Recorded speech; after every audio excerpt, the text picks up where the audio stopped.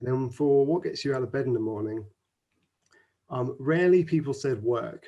It's usually things like my pets or my children, or pragmatic things like needing the toilet or needing food. But I mean, I like that question because it's a better one than what do you do, which is our normal question once you find out someone's name.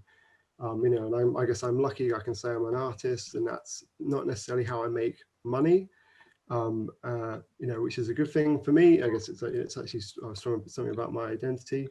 But the most interesting responses were always to what would you do if you had if you had a year off? Because a lot of people were just like, well, what do you mean by that?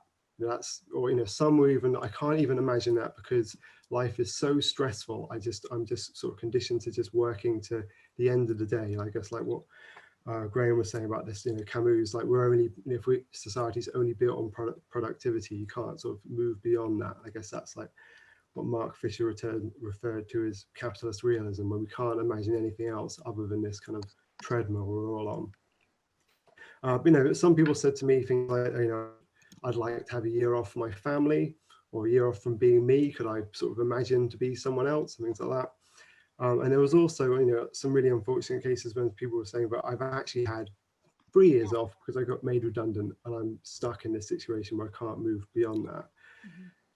But I guess like the whole point of the project is to kind of create a space where you can have a conversation with people and sort of actually find out. And for me also as the artist, to listen to other people's experiences and sort of beyond, move outside of my own experience and my own sort of bubble and all that kind of stuff. I place myself in a public space and engaging with people. Rishi Sunak's, you should retrain and do something else. All artists, actors, musicians, they all do something else anyway. None of them, very few people are able to live off their practice.